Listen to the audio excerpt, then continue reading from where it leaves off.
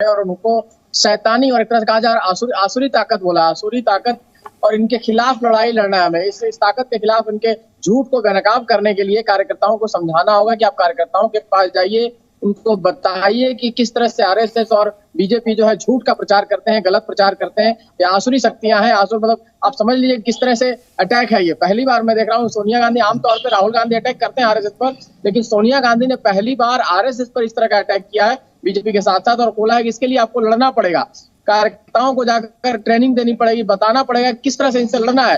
BJP के और RSS के दुष्प्रचार जो होता है, इनका झूठा जो प्रचार होता है, उसको एक्सपोज करने के लिए आपको कार्यकर्ताओं को ट्रेंड करना होगा। हालांकि कांग्रेस अध्यक्ष ने यह भी माना है कि आमतौर पे जो सेंट्रल लेवल पे जो चीजें तैयार की जाती है, जो कांग्रेस जो आरएसएस के कैंपेन को उजागर करने के लिए, वो राज्यों तक, लोकल लेवल तक पहुंच नहीं पाता है। तो उसको किस तरह से पहुंचाना है, इसका भी पूरा प्लान तैयार करना पड़ेगा। और साथ ही साथ ये भी सोनिया गांधी ने कहा है कि पार्टी में डिसिप्लिन की जरूरत है।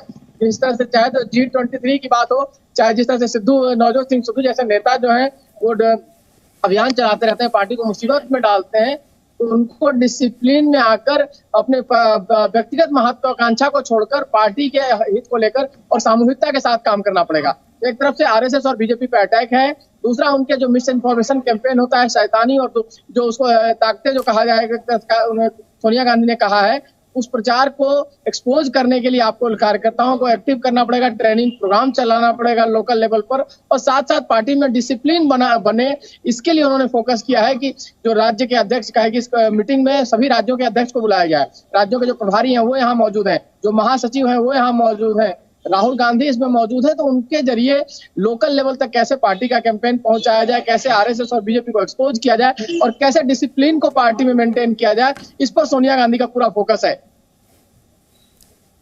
रवि, लेकिन एक और चीज, यहां पर डिसिप्लिन और यूनिटी की बात की गई है, अनुशासन की और एकता की बात की गई है। साफ तौर पर यह संगठन में नदारद नजर आ रहा है कांग्रेस पार्टी के फिलहाल। तो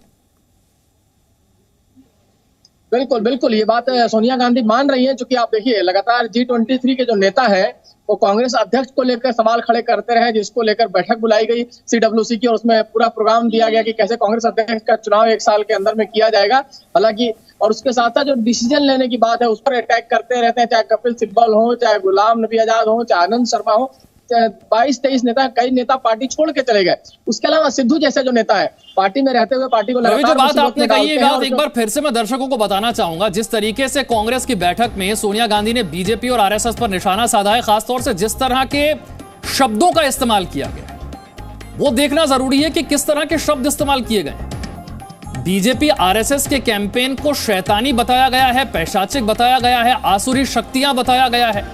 इस तरह के शब्दों का इस्तेमाल करने की क्या जरूरत पड़ी, रवि?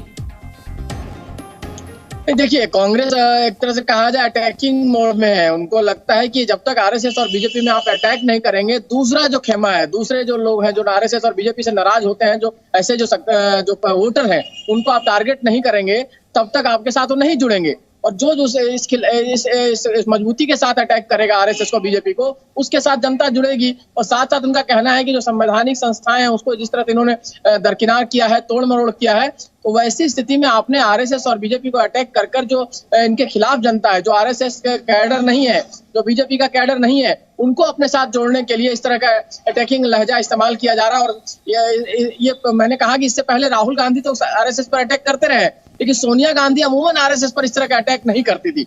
ये पहली बार देखा जा रहा है कि सोनिया गांधी इस तरह की भाषा का इस्तेमाल, उनके स्पीच में अगर आप पढ़ें तो डाइवोलिक इंग्लिश में जो शब्द है उसका हिंदी अर्थ यही निकलता है, पैशाचिक, आसुरी शक्तियों के खिलाफ प्रचार की बात कह रही हैं।